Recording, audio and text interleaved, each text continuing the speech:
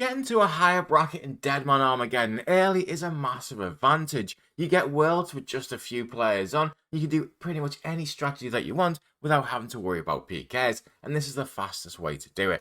Now if you start out in Tutorial Island in Deadman, you can skip the whole thing by simply talking to Skippy, and then he'll give you a choice of 5 teleports, and you want to select the one to the Tree Gnome Stronghold and go to any bank there. If however we start in Lumbridge, then go upstairs to the bank there instead. Open your starter pack and take out absolutely everything and activate whichever sigil that you want. It doesn't matter if you pick the mage, range or melee sigil, so pick whatever suits your strategy the best. And then once you've done that and banked absolutely everything, go back downstairs to the graveyard. In the graveyard is a guy called Nigel, and he's the guy you can speak to about all Deadman things, but he offers you 1 teleport a day to one of the 5 locations that Skippy did. So again, just pick the Tree Gnome Stronghold, and then once you're there, go to the agility course. And of course, if you were able to go straight there from Tutorial Island, then just do exactly the same thing. Bank all your items, open your sigil, head over to the agility course and do 10 laps of it to get 25 agility. Once you have that, head north and speak to the king to start the Grand Tree quest. Now the quests that we're going to be doing in bracket 1 are this one, the Waterfall and the Tree Gnome Village.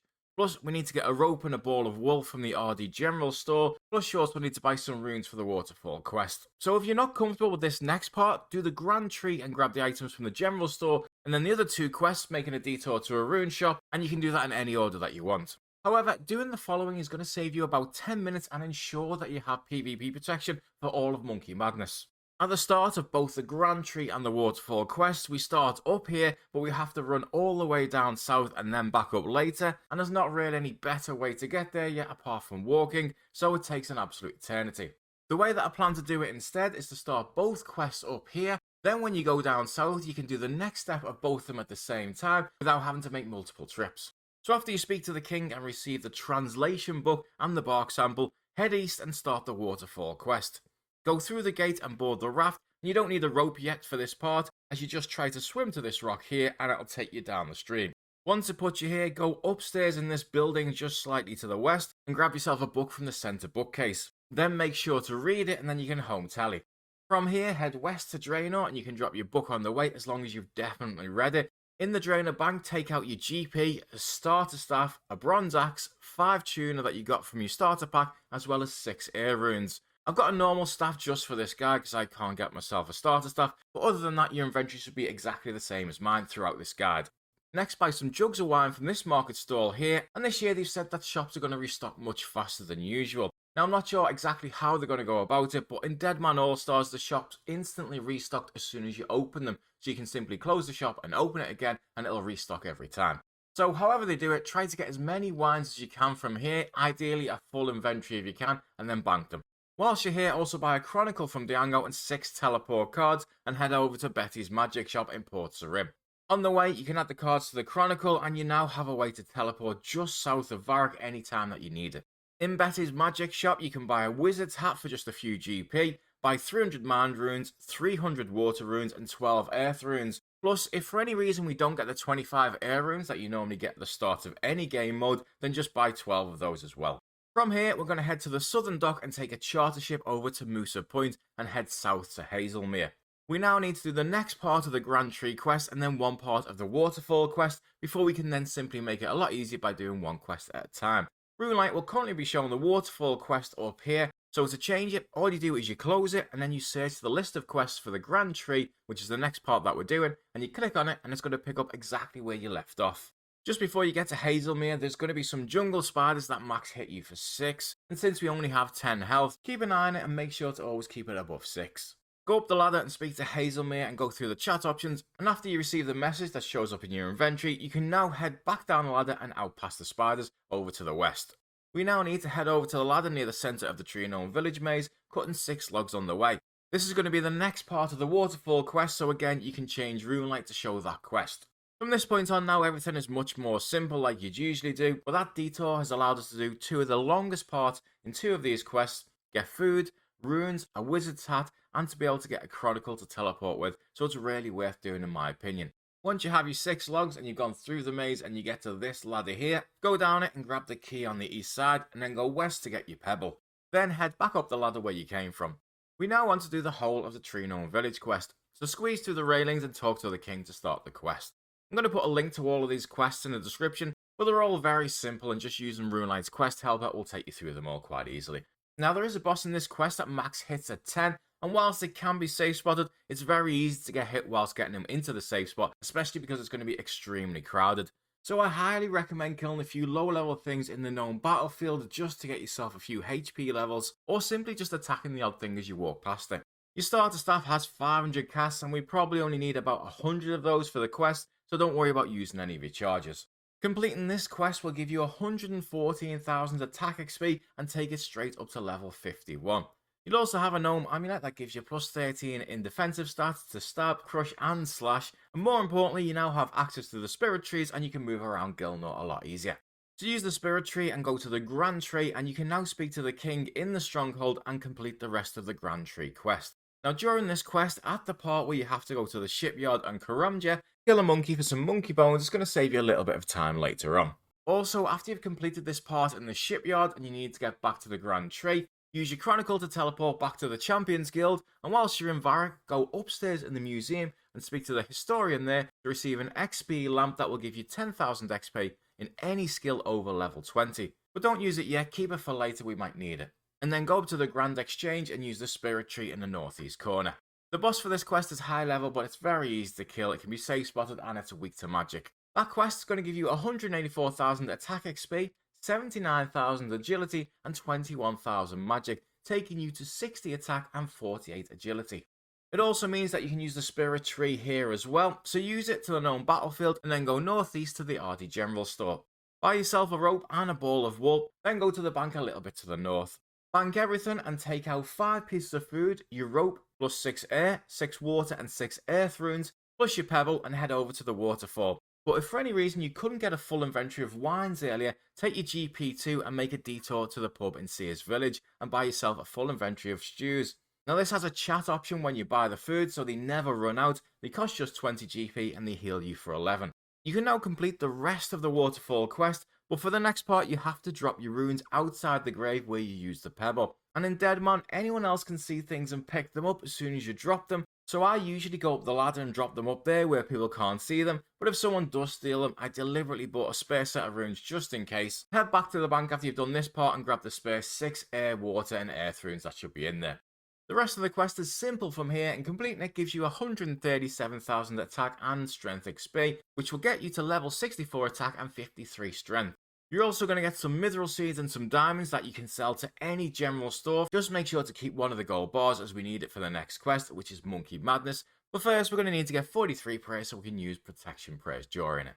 Use your Chronicle teleport and head north a little bit to the general store in Varrock and sell those mithril seeds and diamonds. Also in the centre of Varrock, buy a staff of air from Zaf and then head over to Edgeville.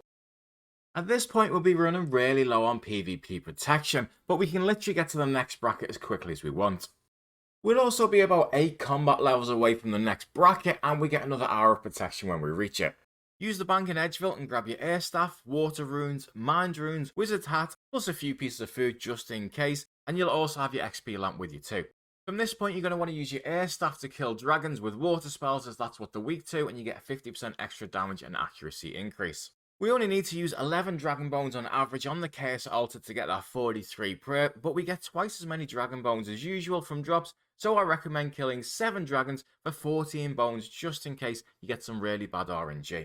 I did some tests with a DPS calculator just because I was curious, and killing 7 blue dragons at this level will take 7 minutes, but to get there you have to go through the Soul Wars portal in Edgeville and then over to the cave on the east side of the island where you can then safe spot them. It takes a while to get to that cave and back, so it's probably just as quick just to go over to the green dragons in the wilderness. So from Edgeville, use the Soul Wars portal twice and choose Ferox Enclave, exit from this cave, and then once you're in Ferox you want to use the northern exit and head straight north from here to the green dragons. And here there's a few safe spots. Or if you prefer you can go over to just south of the lava maze where there's another group of green dragons and you can kill them there too. Now these do take longer, 12 minutes on average to kill 7 of them, unless you pick the Mage Sigil, in which case that'll speed it up a lot, but they are literally on the way to the Chaos Altar anyway, so you make that time back up anyway. The third option you've got is you could also kill lava dragons, but they're the slowest of all of them to kill, and by this time I fully expect them to be absolutely packed with players. The most important thing though at this point is that you have as much protection as possible when you start the next quest. Monkey Madness 1 is 40 to 45 minutes long when you have every teleport and stamina's with you, so you can expect it to take at least 10 minutes longer if you don't have those. If you're doing well for time at this point, you'll have killed the dragons and be offering the bones at the altar, and that alone is going to take you into the next combat bracket. You can then finish the bones, and apart from getting the items needed for the quest out of your bank, you're ready to start Monkey Madness 1. You might even decide that before offering the bones, you've got just enough time to go up to the mage bank and buy yourself some lore runes so you got teleports for later on too. However, if you've not done so well for time, you don't want to run the risk of running out of protection. It's not worth the risk, especially when we're going the Chaos Altar, which is a massive PK hotspot. So you can simply train magic on defense when you're killing the dragons anytime you want to raise your combat level up, and that'll get you into the next bracket. You gain defense levels so quickly that you can get to the next bracket within just a few minutes. You can also bury one dragon bone normally, which will put you up a few combat levels too, and you've also got that XP lamp as well if you're desperate that you can use. It's much better to do that and lose 5 to 10 minutes of protection from the next bracket than it is to get PK'd here and have to go and kill the dragons again, maybe get more monkey bones, and you're probably going to lose the gold bar, which is a pain to get back to. After you've got 43 prayer and you're in bracket 2, you can go over to the G, and whilst you're here, feel free to try and buy a prayer pot, stamina, or super restore. You will get supply drops, so you never know, there might be some on the G already. Then use the bank here and bank everything except your monkey bones, 1 gold bar, a ball of wool, and your chronicle or teleport runes if you did get some. Bring a stamina or prayer potion if you did manage to get one on the G. If not, don't worry, and then fill the rest of your inventory apart from 1 slot with food. At this point, if you've not used your XP lamp that's in your inventory, feel free to use it on absolutely anything that you want. It was just there for emergencies for the last bracket. Once you're set, use the spirit tree to the Grand Tree and head north again and speak to the King to start Monkey Madness 1. So the PK spot many PKs seem to be talking about this year for some reason is the cage where the guard patrols it. It's multi-combat with practically no way to escape because you can't go out of the cage while the guard's there. You visit this area after 8 minutes into the quest as well as 21 minutes into it, but there's also another spot much later on that I don't want to disclose for the obvious reasons and give them ideas, where you can do something very similar, which is why it's important to have PvP protection throughout. After you have completed Monkey Madness, heading upstairs and speaking to the guy in the mask is going to give you either 350,000 XP in attack and defense or strength and hit points, plus 200,000 XP in the 2 that you didn't choose. Now it's up to you what you choose, it doesn't really matter, but it is slightly faster to reach the next combat bracket by picking attack and defense. You will now be combat level 77 and in bracket 3, and I wouldn't blame anyone at this point for using their new arrow protection to kill zombie pirates and then going over to revs to make absolute bank. But there's still a few quests that you can do that are faster XP than leveling up normally, and you can get to almost combat level 87 in just over an hour. In this bracket, we now get 15 times the usual combat XP, which again includes quests. I can't do an in-depth guide on this part because there's a lot of variables to it, but these are all the quests and what you're going to need that you could do at this point. The mini quest, His Faithful Servant, is essentially just 1 Barrows run, and with your new stats, if you can buy a couple of prayer potions on the G, you should easily be able to do it at this point. Priest in Peril is already unlocked, so you can access the area just by speaking to Drizzle and starting Nature's Spirit, which will allow you to go through the gate into the swamp area and access Barrows.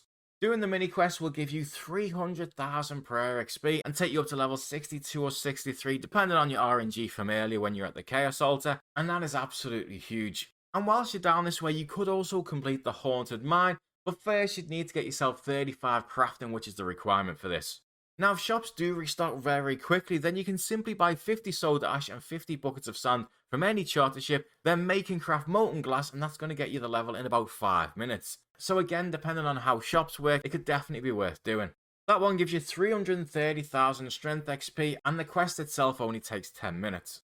The only requirements for the fight arena is going to be you bring your starter staff and a little bit of GP, and it can be done extremely easily. Taking any spirit tree to the battlefield and running south to starter here, and again it takes less than 10 minutes and gives you 180,000 attack XP as well as 21,000 thieving XP as a bonus. You then have Vampire Slayer, which you can start in Draenor, and whilst it only gives 72,000 attack XP, the quest literally takes 3 minutes to do, and apart from again a small amount of GP for a beer, everything that you need you can get during the quest too. Lastly, the final quest you could consider is a little bit of a pain because it's going to take you about 10 minutes just to get all of the items needed in Deadman. The quest takes 20 minutes too, so whilst this one technically is still worth doing, if you're being completely efficient, out of all the quests, if you're planning to drop any of them, then I'd probably say this was the one to do. Completing it though does reward you with 280,000 strength and defense XP, and if you do manage to complete all of those, it should take between an hour and a quarter and an hour and a half, and will get you to just under combat level 87. 4 levels from the next bracket, and just 6 attack or strength levels away from the Warriors Guild, which is a safe spot and one of the best training spots in Deadman. Whatever you do decide to go for, I hope this helps you out a little bit, and I'll be doing a real-time version of this guide, which you can just follow on the day, and I'll release that a couple of days before Deadman starts. And I'll also be doing a similar guide on how to level range and mage quickly at the start of Deadman.